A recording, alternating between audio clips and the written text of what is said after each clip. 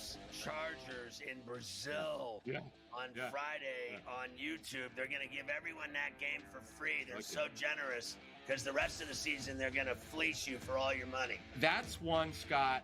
That division to me, based on what's happened to the Chiefs the last couple seasons, that division, the AFC West, could be up for grabs here. I know Chiefs fans think I'm probably out of my mind. Pharrell, Coast to Coast, only on SportsGrid. If you believe he should be in the Hall of Fame, there's, let's let him wait another 2 years. Wait, he's already dead at this point. Like, what are you waiting for? Another 2 to 3 years. He's either in or he's out. And sometimes you look at that too, Tom. It's like you can't tell, the history of Major League Baseball without Pete Rose. Frankly, the writers have some standard that they want to hold players to, which seems to fluctuate on a player-to-player basis. So he should be in the Hall of Fame, but I'm not sure how quickly he'll get there. Pro Baseball Today, only on SportsGrid. You are a Pirates fan. I don't think you've got a reason good enough for me to be wearing Met stuff when the Mets are playing the Pirates right now. I don't think I'm going to go, okay, I see it at the end of your explanation. I'm going to put it on Vinny. I'm going to put it on all the Mets fans. The Pirates won 2 in a row. Fired the manager over the weekend. A new era of Pirates baseball has begun. Game time decisions, only on SportsGrid. The two guys that can do it all. Too much electricity this morning. This is a good time. We're having a lot of fun. I had to do a triple take. Ka-ching! Why? Because of parity. I didn't mean to offend. Yeah, it's not going to happen. Load management is a dirty word. Let him rip. You know what? Circumstances provide the results. What? How do you do this once? Oh, Donnie, you got such a good show there. A network that is booming. The Early Line, only on SportsGrid.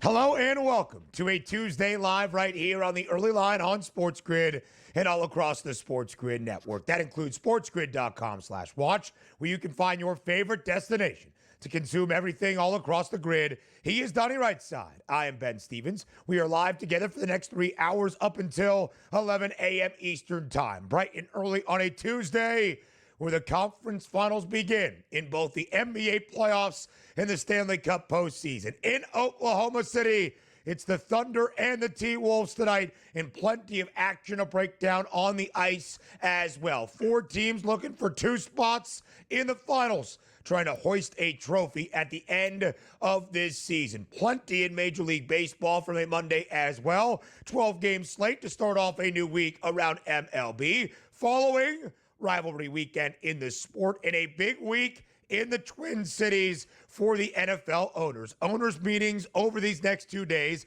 today, Tuesday, and tomorrow, Wednesday, where the owners' DRS will vote on a multitude of proposed changes. Most notably, the tush push, the Philadelphia Eagles trying to rally some support for their favorite play, perhaps, and perhaps a change to playoff seeding around the National Football League as well. We will break it all down over these 3 hours up until 11 a.m. Eastern. Yeah, it's a bad sign that the owners' meetings are in Minneapolis, because if it was down in Miami, if it was in Los Angeles or Las Vegas, like, the owners want to get out and about, they want to play golf, they want to see the sights. There's no sights to see in Minneapolis at this point right now. So they're probably going to vote and make horrendous decisions all throughout the next 2 days here. That get ready for it. We're going to be angry for it. I'm already angry at a couple proposals here, but one probably more than the other, and it ain't the tush push.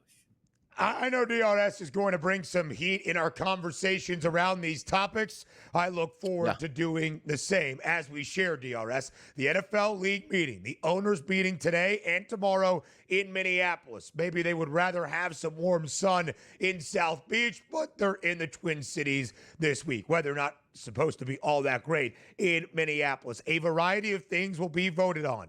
The tush push, a change in playoff seeding that would no longer award divisional champs with necessarily a guaranteed home playoff game. And new this morning, the owners expected to approve NFL players, if they want, the chance to play in the 2028 Summer Olympics in flag football. Yeah, we'll have a couple segments on this because it's a lot to dive into. But if we're just being simplistic right now, looking at it, the tush push would be interesting to see if that does get banned. At the same time, here's what I get upset when nobody asks for something outside of people just being bored to reseed the NFL and change the structure, which makes it so important, where your goal to being in a training camp is win that division, get a home playoff game, and see what you can do. Nobody asked for this, and I have no idea why we're actually making this change. It's insanity. Insane. It's insane. It was proposed by the Detroit Lions, who kind of were the beneficiary of a game to decide that number 1 overall seed in the NFC postseason a season ago, and, of course, a divisional championship within the NFC North. We will break it all down. I hope it does not pass. By the way, to pass or change a proposed rule, what you have to have is 24 of 32 voters on the same side. 24 of 32 owners, a supermajority, 75% of ownership around the National Football League.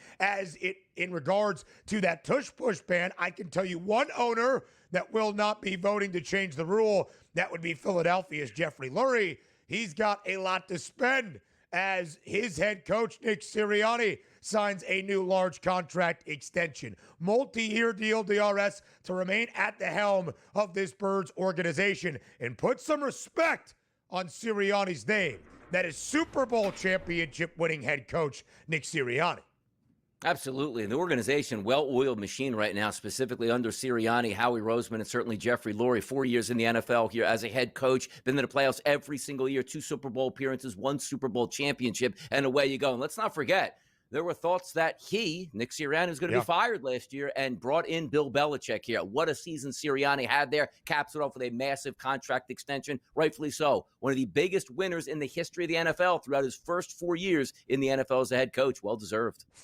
48-20, the overall record for Nick Sirianni, one of 7 active head coaches around the National Football League that has a Lombardi trophy to show off on the hardware shelf. I think there is a conversation that Sirianni, really one of the top 3, top 5 best coaches in the National Football League at this moment. The San Francisco 49ers spending top dollar this offseason after extending Brock Purdy, 5-year, $265 million deal on Friday evening. Fred Warner gets a deserved payday as well. 3 years, $63 million. That's $21 million per year to become the National Football League's highest paid inside linebacker.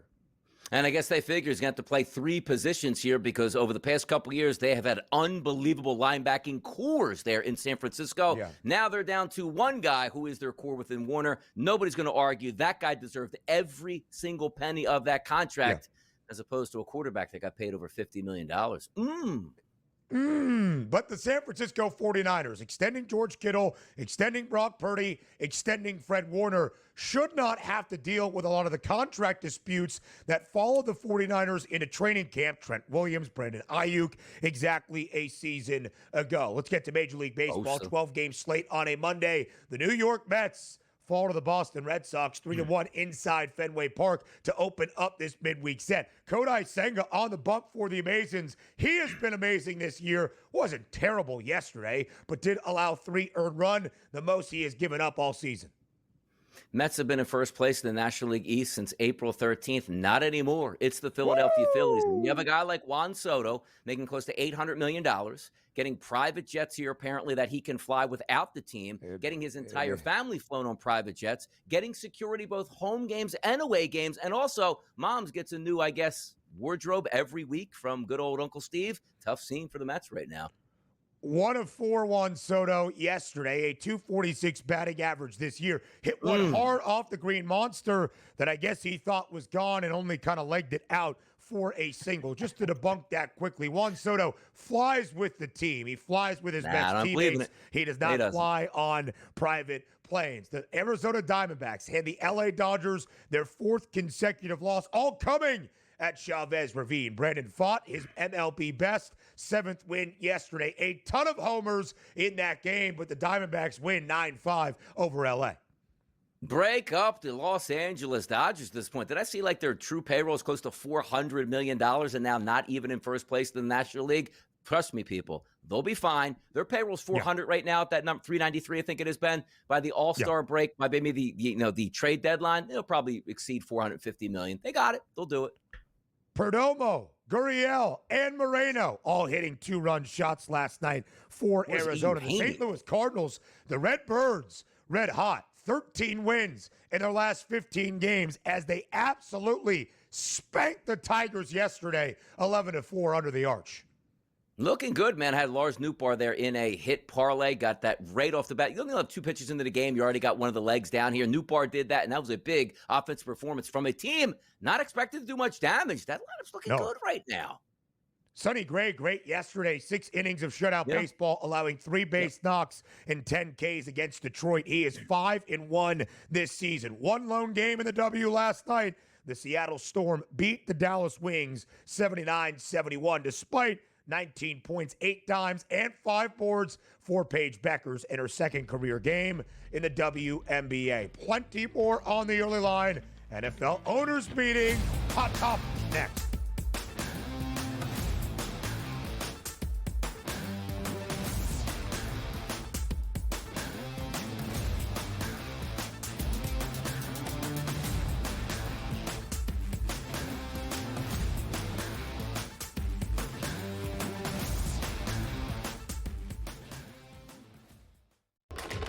Enter into the magical world of McLuck.com, where even the smallest of spins can win real cash prizes. Adventure into over 1,000 of the best Vegas-style slot games. So what are you waiting for? Unlock your free welcome offer today. Join the fun where winners play and players win. 2 guys that can do it all. Too much electricity this morning. This is a good time. We're having a lot of fun. I had to do a triple take. Ka-ching! Why? Because of parity. I didn't mean to offend. Yeah, it's not going to happen. Load management is a dirty word. Let him rip. You know what? Circumstances provide the results. What? How do you do this once? Oh, Donnie, you got such a good show there. A network that is booming. The Early Line, only on SportsGrid. The game is on. The stakes are high. But the action isn't just on the field. He's rearranging that ring. Get it inside! SportsGrid's in-game live. Your ultimate second screen experience. Just a little flyer, couple of 15.5 point live line. Every prop, every play, every day. Anything can happen. It's complete chaos. It's smarter to be on SportsGrid. We're going to go through every single thing, and I've got a great team behind me that's going to help me get the job done. I want this to be the place that people come to. There is going to be an energy to game time decisions that you will feel night in and night out. We are going to hit every single one of those markets that you need to know about. We will have everything at our disposal, and we will use that to our advantage. There is not going to be a better place, I promise you, than Game Time Decisions. I'm Kevin Walsh. Tune in to Game Time Decisions weekdays on SportsGrid.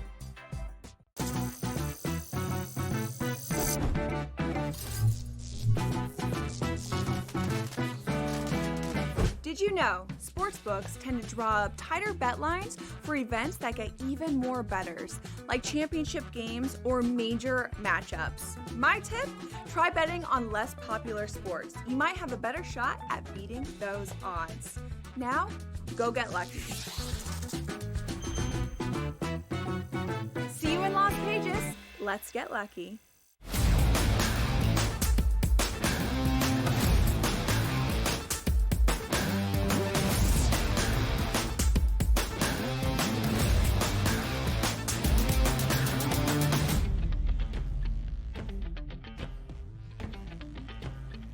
Live right here on this Tuesday morning on the Early Line on SportsGrid each and every day. Donnie Rightside and myself, you could call it a meeting of the minds here on TEL. This Tuesday and tomorrow, Wednesday, in Minneapolis, a meeting of the NFL owners to vote on proposed rule changes around the National Football League. A couple, of course, that will draw headlines. A proposed ban of the tush push offered up by the Green Bay Packers and a potential change to playoff seeding around the National Football League, not rewarding divisional champions, but focusing just on overall record to seed the postseason. And the one at the bottom that is expected to pass, that would be the NFL owners allowing NFL players, if that is a potential, to play in flag football in the 2028 Summer Games, the Olympiad in Los Angeles. DRS, your meeting, my friend. You can pick any of those three hot topics that you would like to discuss first. Floor is yours. Yeah, we'll go first with the players in the Olympics here. And understand this, too. Okay. There is another agenda out there that really gets on my nerves, and that's with the onside kick, which we'll add that to the equation as well. But players, and also, how much in advance do we need this, by the way? Because 2028, the Olympics, football, great, fantastic, going to be a lot of fun. I remember growing up as a kid in the early 1990s and getting Sports Illustrated for kids, like when I was 10, 11 years old. And I remember Emmett Smith being on the cover, like, my dream is to play football in the Olympics. That was actual football with pads and a way to go, and they tried to make that happen. But no other country plays football, so it would be ridiculous if they did that. So now we're sort of easing into the Olympics, where now we're getting away from what the Olympics was actually spirited to be hundreds of years ago. Track and field, athletics at its prime, wrestling, you get all that stuff in there. And now we're doing stuff like, hey, let's throw in breakdancing out here and see if that goes as an Olympic game. That's ridiculous. And now we're getting down that same path where flag football, where nobody plays flag football at a high level in the world, not even the United States. Like, we have, flag football is usually for 7 to 10-year-olds because they can't wear pads yet and they don't want to get concussions, as we've learned. And then you graduate into full pads here. So the fact that now we're going to have the Olympics and have flag football, but then we're going to put American players out there going up against teams that don't even play flag football or football. What is the actual sense of this? And also understand this, Donnie, you're just hating on it. It'd be so much fun to watch these athletes. You don't even watch the Pro Bowl when we now have the pseudo Pro Bowl with flag football. Flag football is the most boring event in the history of the world. Why are we promoting or even letting players play in this? Let high school kids, let college kids, let no-name people play flag football in the Olympics here. We don't need the NFL. It's an embarrassment overall, and nobody's going to watch and or care about it. You can understand the Olympic dream for NFL players who are the best at what they do, but that's why they probably don't play in the Olympiad either, because the sport just does not translate on a global and international level. To Donnie's point, there is international flag football. We have a national team in the United States, and all of those guys, and exactly, those guys, those girls, the female side as well, they have been busting their hump to play at a high level in flag football, maybe to have that taken from them. Again, there's a lot of times where Team USA is heavily favored to win an Olympic team medal. I think it would be the strongest ever minus money number for Team USA to win flag football if NFL players were allowed. You're going to have Tyreek Hill against an Icelandic guy who is also a plumber there as well. It would not be overly fair. We'll wait for that when it happens, if the proposal is even approved, and what it would mean. Just because NFL owners give their players the opportunity to do so does not mean that the U.S. Olympic Committee would go with NFL players in 2028. Do you want to go onside kick next, or do you want to go tush push? Okay, so the onside kick tweak, here is the proposed change. The kicking team would line up 1 yard closer, slightly closing the gap. So instead of 10 yards away, 9 yards away, teams could attempt it at any time while trailing, not just in the fourth quarter, as the current rule states. The goal is to increase the success rate. Last year, onside kicks in the NFL had a success rate of just 6%. What is your issue with the proposed change to the onside kick? I don't mind the proposal here because I know where this is going. You know, you never have it take a look at a snowball that starts bent at the top of the mountain that ends in an absolute boulder that can roll over an entire city. You say, well, why would you be bringing that up here? Because I know where this leads to. I know where this is going. And understand this in sports. The NBA has the single worst rule in the history of professional sports and fairness. And that means... Man, I played well the longest, all the way through. 48 minutes in an NBA game, right? 47 and a half minutes. We're the better team here. Oh, there's the whistle. Timeout. Put me in the front court. Let me try to beat this team. where does this come from? Like, this rule is ridiculous. That's why college basketball is sensational. And I'm getting around to the NFL. Don't worry about this. Hold on. College basketball at the end of a game, you got to inbound with 3 seconds to go the length of the court, and heave a miracle to win. If you make it, wow, that's tremendous. But if you miss, the other team goes, that's what's supposed to happen. You're losing. Why do you get an advantage? So now when we take a look at the onside kick, it's like, okay, the old onside kick where you could just have battle versus battle, 11 on 11, or basically 10 on 11, going full steam to get it. And again, it wasn't still great statistics, but it still gave you a chance. Now they took that chance away for the fairness/health of the game, and I understand that. But also, the concept of the onside kick is supposed to be a miracle anyway. Now you're getting a little bit closer, which I'm okay with. We say, Donnie, are you upset with the actual rules changes coming in? No, I'm fine with that because I know where this is going in 2 to 3 years. 4th and 15 to keep the football. Why are we rewarding teams that are losing the football game and giving them a chance to win? That's against every spirit of competition in every rule possible. Just leave it alone. It's supposed to be a miracle play to get the onside kick, and I'm fine with that. If you move it up a yard and increases it by 3%, I'm fine. But do not bastardize this process by I know where it's going in 3 years. We need more offense. 4th and 15 to keep the football. It should be 4th and 70, and no fouls can be applied to the defense. How about that? That has been a discussed change to make it like the UFL, where you just throw the football, you run a 4th and 15 oh my God, kill play. Me now. Kill me now. Kill me now. If the day comes, I got to take you out to pasture because they changed the onside kick rule, my friend. Just don't turn around. Listen, this is DRS at his best. We'll continue with the owner meetings and the proposed rule changes next.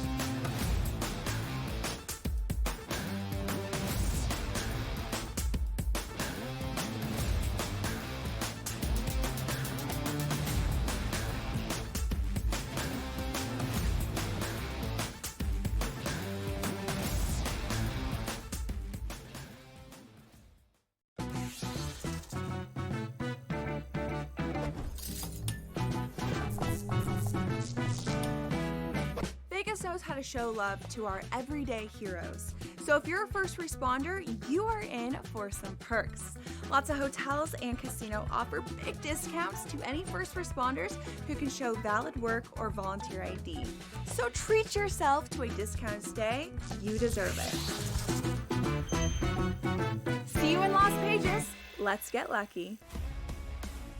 If you believe he should be in the Hall of Fame, there's, let's let him wait another 2 years. Wait, he's already dead at this point. Like, what are you waiting for another 2 to 3 years? He's either in or he's out. And sometimes you look at that too, Tom, it's like you can't tell, the history of Major League Baseball without Pete Rose. Frankly, the writers have some standard that they want to hold players to, which seems to fluctuate on a player-to-player basis. So he should be in the Hall of Fame, but I'm not sure how quickly he'll get there. Pro Baseball Today, only on SportsGrid. I actually like the fact that they went 7 games against a quality opponent here and still had to face adversity even in a game number 7. How are we setting up this next series where they rested Minnesota Timberwolves team taking on OKC fresh from the fight here? They had an extremely, maybe it's just too strong a statement to say, easier pathway than people thought, particularly because of their size.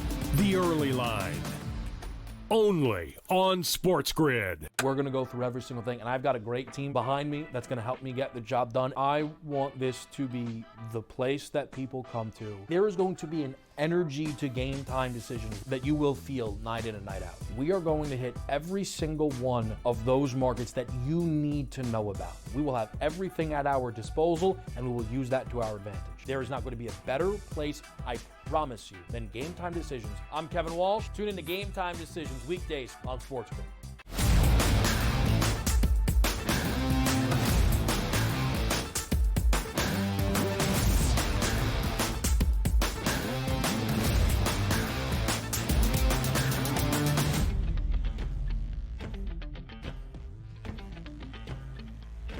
I'm not sure if any NFL owners are watching the Early Line bright and early on this Tuesday live in Minneapolis. But please, for the safety of my co-host Donnie Rightside and his mental sanctity, if you see what we are talking about here, do not vote yes on the proposed change to the onside kick because of the precedent it could be setting. And I just want to say, I understand what DRS is saying. 3 to 5 years down the line, if the success rate is getting slightly better, but not where the NFL wants it for the theatrics of allowing the offense another opportunity, this could set in place, at least those started to change, that you end up with the UFL rule of a 4th and 15 play as your onside kick. The reality, however, of moving the kicking team closer by a yard, I'm not even sure, DRS, that ups the percentage from a 6% success rate by a point fully to 7%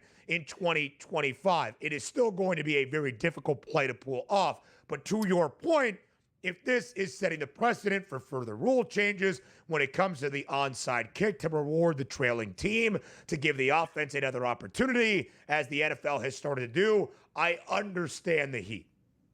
Yes, and there should be heat on that. But by the way, also, if we're about safety, isn't it to me like, Ben, like the kickoffs had to change because you can't have 225-pound players running a 4.3 40 yards and smash into each other. Like, you know what? That kind of makes some sense. I love the new kickoff rule because it adds a little bit more excitement and not just a ceremonial touchback, but it's still a football play. Like, if we're so worried, Ben, about guys getting 10 yards advantage to smash into each other, why aren't we 3 yards apart on an onside kick then? Because then you're not running into each other, but you still have unbelievable chances to get it. Now, I'm not saying that should happen because I'm not trying to reward a team that's losing a football game with a chance to win. That's the opposite of competition at that point. Hey, don't worry, in the fourth quarter, we'll have 16 onside kicks and have a chance to really turn the tide here. But if it is about safety, why can't you have the old onside kick, but just make it 4 or 3 yards apart? Boom, the kickoff is there, it goes up. That would be mayhem to get the football and a much higher percentage to actually get it. But having said that, I don't want to digress into that point because you can't just leave it alone. That's all I'm asking for. And by the way, if we have like an open public forum where you have to vote here, nobody under 30 can vote on this because I don't want any stupid opinion coming in like, oh, it'd be so much more fun. I don't even watch the games, but I'd watch it if there was 4th and 20. Stop it. You can't vote on this either. I don't think anybody's saying that around football, but I understand if there was a public forum, I think the NFL owners would be informed. Now, the two proposed rule changes that will headline the owner meetings this week in the Twin Cities is what I thought Donnie would bring the most heat for. Let's start with the tush-push ban that was proposed by the Green Bay Packers. A little bit of the changing of the wording of this proposed legislation yesterday, pulling, grabbing, pushing a player forward, DRS, at the early spring meetings at the Breakers in Palm Beach. Now, a month and a half, 2 months ago, whatever it was pretty contentious. Basically split the room for teams and owners that were in favor of banning the tush-push and teams that were still in favor of letting it be a play. Now, of course, your team, DRS, the Super Bowl champion Philadelphia Eagles, are really the only team that succeeds in the brotherly shove, that succeeds in pulling off the tush-push with any level of consistent success. So where do you fall on the tush-push ban? Should it happen? Will it happen?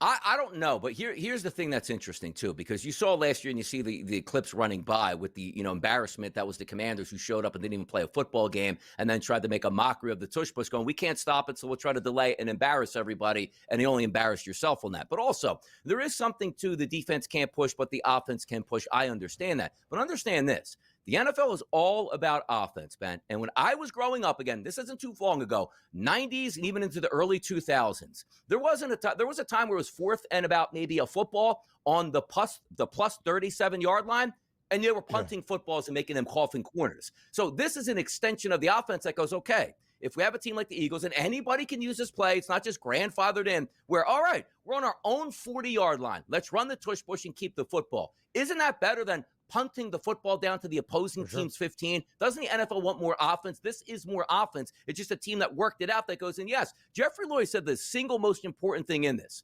We invest in our offensive line.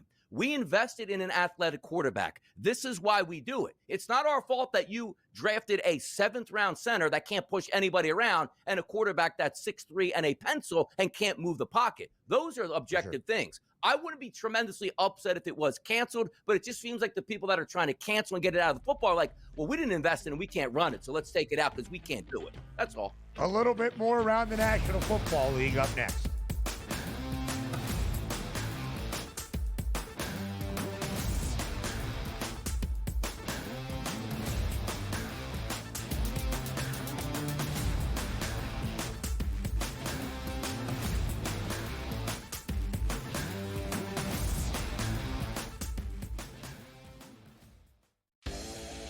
Chiefs Chargers in Brazil on Friday on YouTube. They're going to give everyone that game for free. They're so generous because the rest of the season they're going to fleece you for all your money. That's one, Scott. That division to me, based on what's happened to the Chiefs the last couple seasons, that division, the AFC West, could be up for grabs here. I know Chiefs fans think I'm probably out of my mind. Pharrell, coast to coast, only on SportsGrid. If you believe he should be in the Hall of Fame, there's, let's let him wait another 2 years. Wait, he's already dead at this point. Like, what are you waiting for? Another 2 to 3 years. He's either in or he's out. And sometimes you look at that too, Tom, it's like you can't tell, the history of Major League Baseball without Pete Rose. Frankly, the writers have some standard that they want to hold players to, which seems to fluctuate on a player-to-player basis. So he should be in the Hall of Fame, but I'm not sure how quickly he'll get there. Pro Baseball Today, only on SportsGrid. You are a Pirates fan. I don't think you've got a reason good enough for me to be wearing Met stuff when the Mets are playing the Pirates right now. I don't think I'm gonna go, okay, I see it at the end of your explanation. I'm going to put it on Vinny. I'm going to put it on all the Mets fans. The Pirates won 2 in a row. They fired the manager over the weekend. A new era of Pirates baseball has begun. Game time decisions, only on SportsGrid.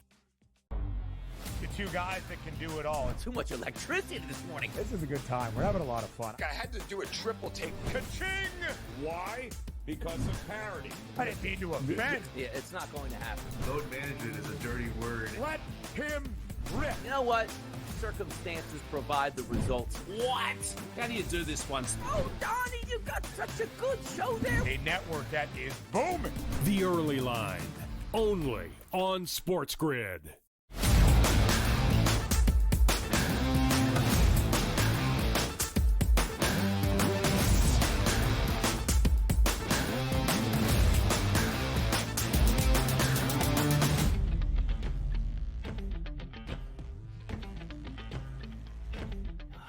NFL owner meetings today and tomorrow in Minneapolis. 2 rule changes will headline the votes from the 32 NFL owners. And again, a reminder, you need 24 of 32 owners to agree, a supermajority, 75%, to pass any of these proposed rule changes. Of course, the RS one that will be most notable, that would be the tush push.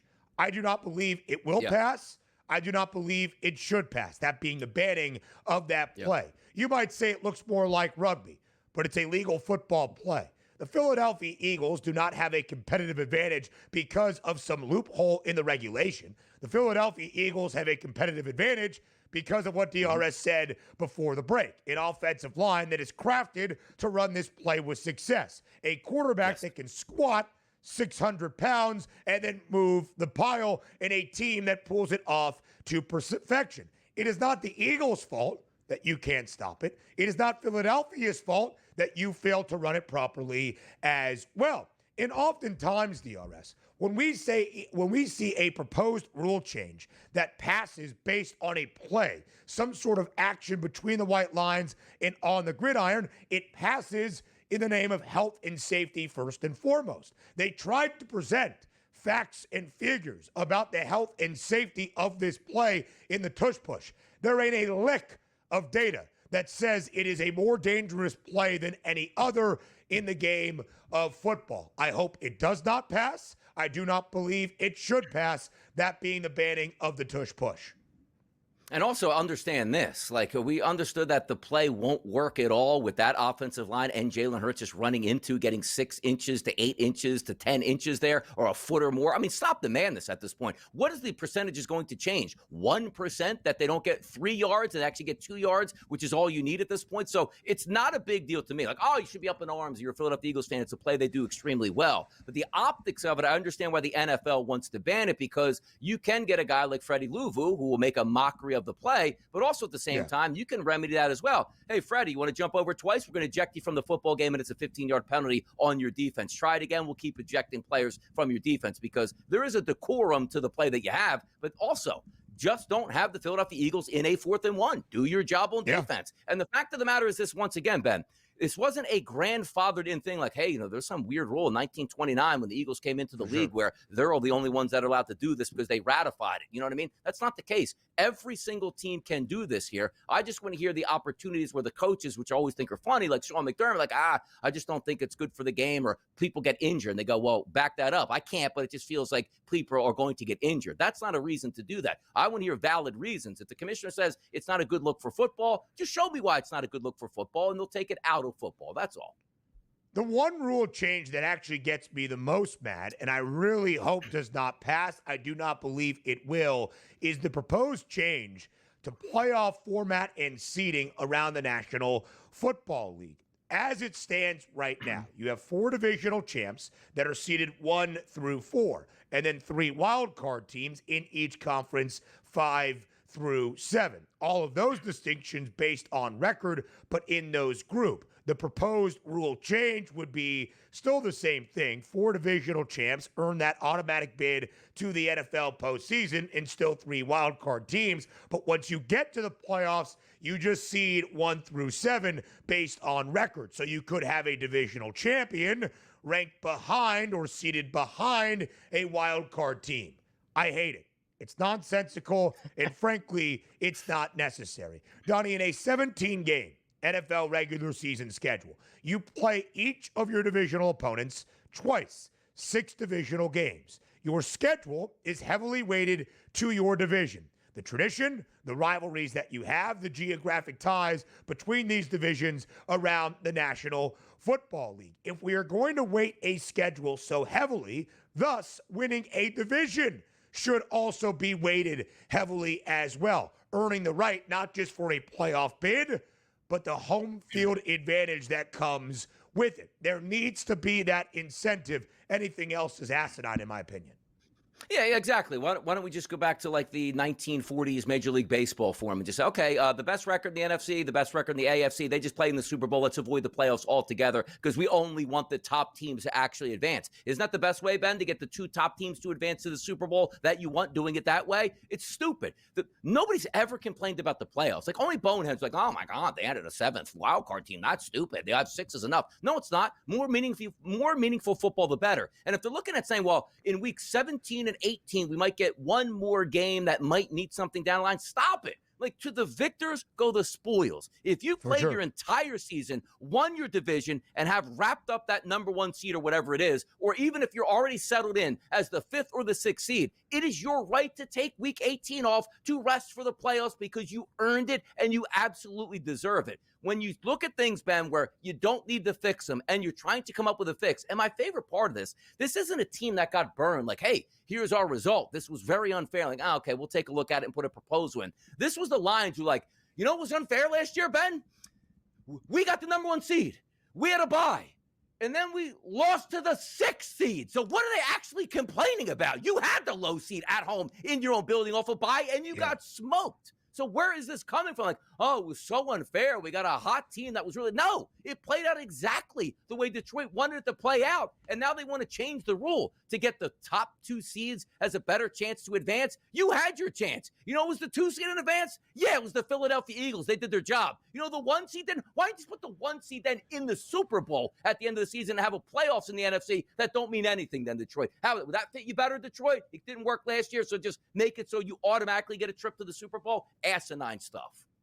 There are multitudes of advantages for winning a division. Home field advantage, of course, that bid to the postseason, and if you have the best record of those 4 divisional winners, you get that opening round bye. There should be some incentive because, again, your schedule is heavily weighted to the pride of winning your divisional championship. I do not believe the change to the postseason format will pass. I really hope it does not, for all of you owners listening to the early line on this Tuesday morning. Quickly here, DRS. Nick Sirianni, head coach of the Philadelphia Eagles, signs a multi-year contract extension to remain at the helm of this Eagles franchise for quite some time. A Super Bowl champion in his 4th season as an NFL head coach. He has been an NFL head coach for only 4 years. He has a 48-20 overall record. He has had a winning record in each of his 4 years at the helm in Philly. The Eagles have made the postseason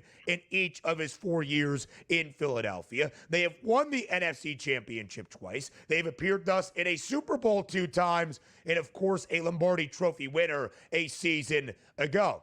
It's funny when you work in Philadelphia, right? Because when things are bleak, your job could be at stake. But when you win, you are crowned a king. Nick Sirianni saw all of that in 2024. But when you think about success and when you look at the actual resume and track record, I don't even think it's much of an argument. Nick Sirianni is one of the 3 or 5 best current head coaches in the National Football League. He really is. And it's crazy to say from that opening press conference they had in Philadelphia, which was kind of awkward, but the Eagles were like, you know what, trust us. We picked Andy Reid out of nowhere in Green Bay. We think this will work as well. And he wasn't really a highly sought after person that was getting multiple interviews here. And then he comes to town, has some success immediately, but then you hit those turbulent waters, which the fans start to turn against you. You're very brash. The opposing teams in the NFL don't like you as well. You lose the Super Bowl, then have a great season, but collapse at the end. There was like, this guy can't coach. It's apparent that the talent level in this team carried him, and Nick Sirianni can't do it. Only to rebound, have a sensational season, and win the Super Bowl. But the one thing that's always stood the test of time, Nick Sirianni, even if the outside public, even Philadelphia fans included, were against him, the players love the guy, man. And that's half the battle. If you have the players believing in you and you believe in the players, that goes a long way here. And the fact that he works lockstep with the owner, the general manager, and the coaching staff, no brainer to sign this guy long term. He's been great.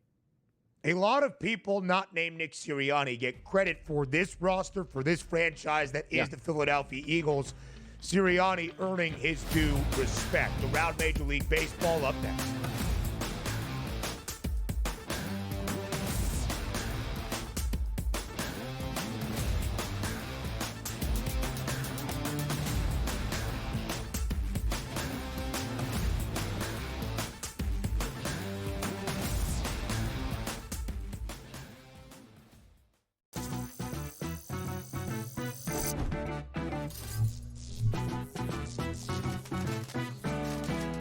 Did you know sportsbooks tend to draw up tighter bet lines for events that get even more bettors, like championship games or major matchups? My tip, try betting on less popular sports. You might have a better shot at beating those odds.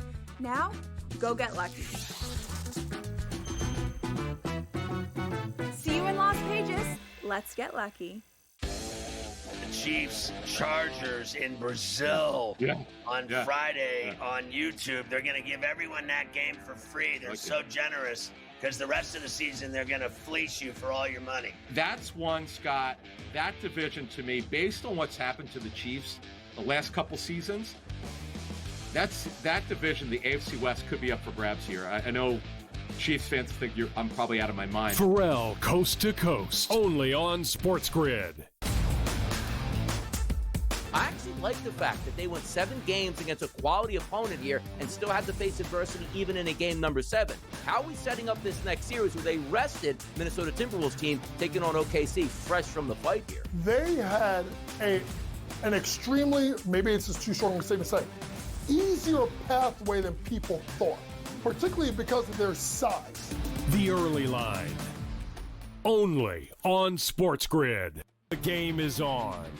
The stakes are high, but the action isn't just on the field. He's rearranging that rim. Get it inside! SportsGrid's in-game live.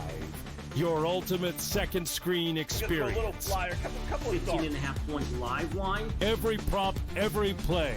every day. Anything can happen. It's complete chaos. It's smarter to be on SportsGrid.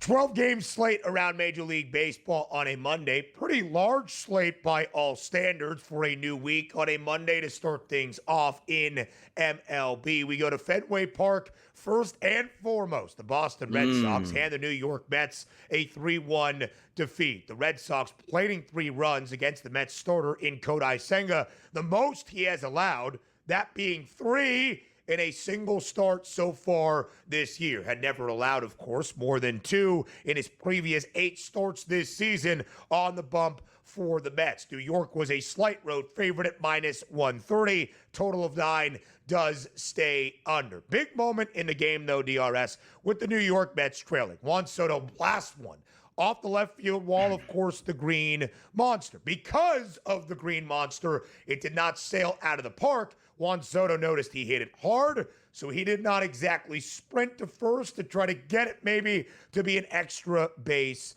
knock. Here was Carlos Mendoza, Mets manager, after the game on if he will say something to Juan Soto in Soto's response himself.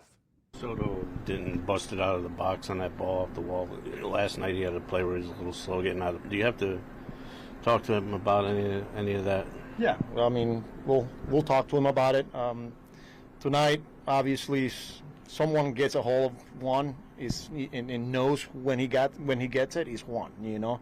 And he thought he had it, you know, but with the win and all that. And in this ballpark, or you know, anywhere, but in particular in this one, with that wall right there, you got to get out of the box. So, yeah, we'll discuss that. Last couple of nights, you've had a couple of plays where you were slow getting out of the box. Is that something you have to be more aware of? No. I think been hustling very hard. If you see it today, you could tell. All right, so some contradictory statements there between Mets manager Carlos Mendoza and Juan Soto, the guy there who was, you know, not maybe hustling all that hard out of the batter's box last night or the night prior. DRS, what is your reaction to what we saw between the Mets and the Red Sox last night? Getting a lot of Robinson Cano vibes there, right? Like, if we give him all this money, is he going to hustle all that much at this point? But here's where the issue comes down to.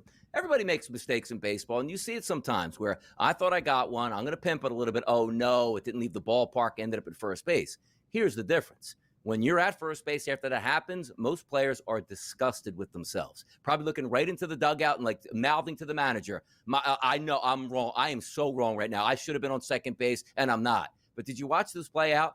Rounds first base, goes back. Ready, Ben? Look at this. Ready? Boom. Boom. Loved it. That is base hit. Like, I got a base hit. Let me thank the Lord at this point. That's not the time for that, Juan. Like, you should be like, I can't believe I just did that. But you know what he did do? He did steal second base, which made me laugh. Like, I know I'm supposed to be on second, so let me steal second base. So it sort of was like, hey, look, I made up for my error. But when everybody watched that, they know, the announcers know, the fans know for the Mets, you should have been on second base. But the fact that Cano just did his celebration as if he got a normal base hit, that's probably what fired everybody up. But I understand where you're taking a look here and saying to yourself here for Soto and saying, you know what? I get it. And the manager, what is he supposed to do in the postgame? Like, you know what?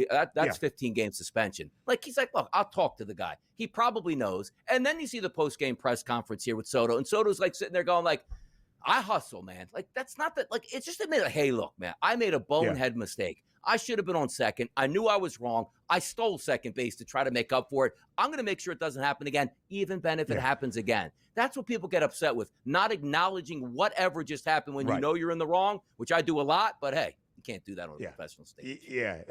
Listen, no disrespect. You deserve every penny, every cent. You're not a $700 million man for the New York Mets. Juan Soto in the top of the 6th, leading off that inning with a single, did steal second. Pete Alonso then walked. Brandon Nimmo grounded into a double play, really eliminating that threat for the New York Mets, who were trailing, of course, 3-1 at the time. And I think that is the issue, DRS. With great pay, with great superstardom, comes great attention. And when things are looking a little bit bleak, of course it opens you up to some negative feedback and a ton of attention that way. With how this past weekend went, Juan Soto against the New York Yankees, his former team for a year, the first Subway Series, and him struggling and getting heckled at Yankee Stadium.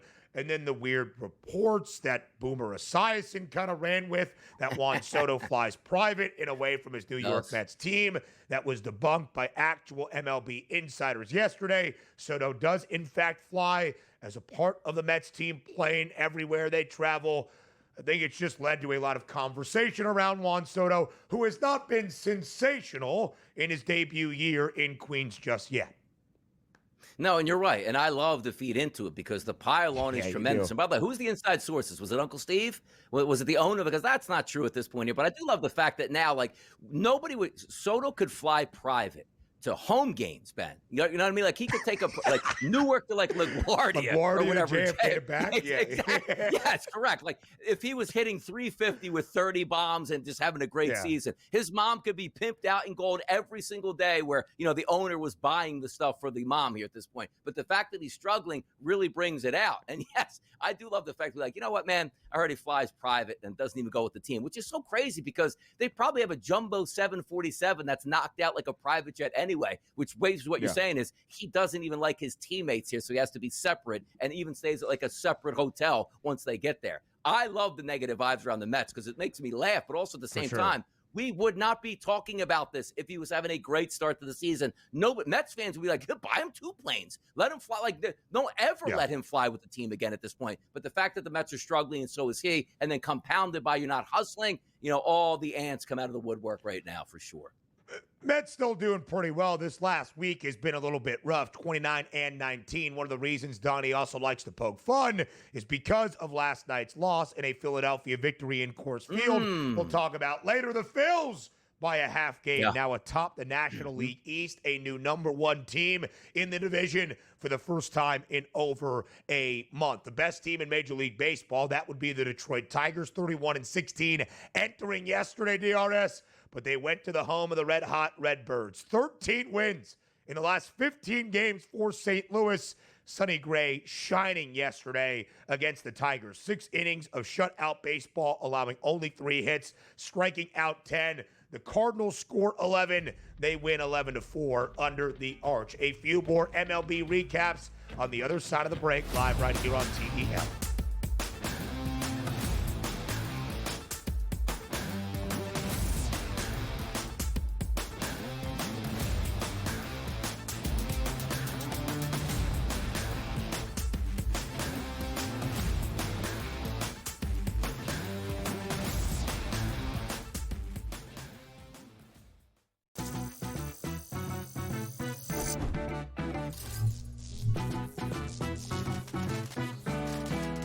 Did you know sportsbooks tend to draw up tighter bet lines for events that get even more bettors, like championship games or major matchups? My tip? Try betting on less popular sports. You might have a better shot at beating those odds. Now, go get lucky. See you in Las Vegas. Let's get lucky. Chiefs Chargers in Brazil on Friday on YouTube. They're going to give everyone that game for free. They're so generous because the rest of the season they're going to fleece you for all your money. That's one, Scott. That division to me, based on what's happened to the Chiefs the last couple seasons, that division, the AFC West, could be up for grabs here. I know Chiefs fans think I'm probably out of my mind. Pharrell, coast to coast, only on SportsGrid. I actually like the fact that they went 7 games against a quality opponent here and still had to face adversity even in a game number 7. How are we setting up this next series where they rested Minnesota Timberwolves team taking on OKC fresh from the fight here? They had an extremely, maybe it's just too strong a statement to say, easier pathway than people thought, particularly because of their size. The early line, only on SportsGrid. The game is on. The stakes are high, but the action isn't just on the field. He's rearranging that rim. Get it inside! SportsGrid's in-game live. Your ultimate second screen experience. A little flyer, couple of 15.5-point live line. Every prop, every play, every day. Anything can happen. It's complete chaos. It's smarter to be on SportsGrid.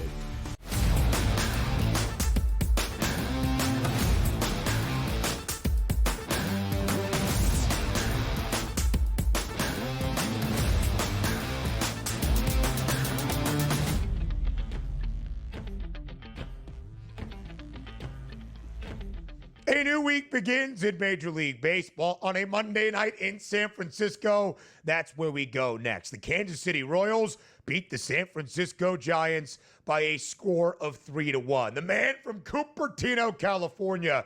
If that sounds familiar and you have an iPhone, it's because that is the set location. That's where Apple is by the Bay. So Chris Bubic back near his hometown of San Francisco. Stellar last night. And Donnie, we have many bits here on the show. One that has kind of been forgotten from last Major League Baseball season. Our guy, the Pasquatch, Vinny Pasquantino, a 2-run shot in the 8th. Basically all KC needed to win 3-1 over the Giants and take the opener of their midweek set against San Francisco. Yeah, we talked about it yesterday, like those xFIP numbers and how well Robbie Ray has actually been pitching. And if you're going to go into a ball game, hey, Donnie, how did Robbie Ray fare? 7 innings pitched, 6 hits, no earned runs, 7 Ks, and only 1 walk. He's been tremendous over the past month. You would think that's more than enough to get a victory, and it wasn't. It was Kansas City 3-1, and Bubic was equally sensational. Him also going 7 innings, only giving up 2 hits and no earned runs there. It's about what we thought, but the big Pasquatch there coming through his 6th multi-RBI game of the season. Only hitting 228, so maybe this is a sign to get him going. That's a tough ballpark to hit home runs in. He had a big one late in that game, but both pitchers were absolutely sensational yesterday starting that game. Yes, they certainly will. In DRS, when you look at Chris Bubic this year, here are the numbers. 5-2 now the record with a 1.47 ERA. 4th best ERA in all of Major League Baseball. He has been a gem for KC to start off this season. The American League Central looking pretty good at this moment, as is the NL West. The AL Central, 4 of 5 teams above 500. The National League West, 4 of 5 teams above 500. The 2 teams sub 500, by the way, are pretty bad. That would be the Chicago White Sox in the AL Central and the Colorado Rockies in the NL West. But DRS divisional duel last night in Los Angeles. Make it 4 straight L's for LA at home at the Ravine, as the Diamondbacks hit a bunch of long balls yesterday to win 9-5, and Brandon Pfaadt picks up his MLB best 7th victory of the season. Yeah, a lot of guys doing damage. It's a good-looking lineup. We talked about it yesterday. Like, will the pitchers be able to hold up? Because Pfaadt was having a decent season. We had an opener yesterday with Dreyer coming in and then Knack behind him. But at the same time, you take a look at the Diamondbacks. The Diamondbacks were 1 of 8 with runners in scoring position. But as you pointed out, you don't need anybody in scoring position there if you continue to knock the baseball out of the yard for 9 runs here. That seems to be an issue. And this is one of the better pitchers' ballparks in Major League Baseball. And the Dodgers over the past couple of games here, giving up long ball after run after run after run. And quite frankly, it's okay to lose to the Diamondbacks. They're a quality team. You just don't want to get swept by the Angels. Things will change back. Ohtani went yard. Betts went yard twice yesterday, but nobody else did anything in that lineup. 9-5 loss here. Sooner than later, that losing streak will end, but it's just interesting to see where we're worried about the starting pitching staff for the Dodgers. They have a lot of talent, but can't seem to keep everybody healthy, and it's starting to rear its ugly head right now. Of course, the Dodgers always a home favorite, about $1.50 yesterday in L.A. Gabriel Moreno, Geraldo Perdomo, and Lourdes Gurriel Jr. all hitting 2-run shots themselves, which makes up DRS for the poor batting average with runners in scoring position. Shohei Ohtani did go deep in the game as well. His MLB best 17th home run this season, but Brandon Pfaadt, his 7th victory. He is the first 7-game winner so far this season in Major League Baseball. We mentioned the Rockies. Oh boy, it ain't great, but that's kind of what we expected yesterday in Denver. The Philadelphia Phillies, a minus 240 road money line favorite. But Donnie, the Phils were trailing 3-1 entering the 7th inning. They come all the way back. Alec Boehm goes long, and for the 300th time in his career in the 9th inning, Kyle Schwarber hits a Schwarbomb deep into the altitude night. 7 runs scored by the Phils in the 8th and 9th inning combined. They win 9-3. Yeah, 10s and 10s and a halves go up in flames late with a little Coors Magic, which happens quite a bit here. But we told you yesterday, Freeland had that high ERA, but a very good xFIP number. 5 1/3 innings pitched, 7 hits, scatters them around for only 1 earned run. That was impressive. Sanchez wasn't bad. You take a starting pitcher in Coors and you go 6 innings and give up 3 earned runs. That's exactly what you want to do, which you would feel that would be a 9-3 victory for the Philadelphia Phillies. But the damage was done late. 1 in the 7th, 4 in the 8th, and 3 in the 9th to get those 9 runs. So underbackers, tough scene, and as well as if you had the Colorado Rockies with that lead late, tough scene for you as well.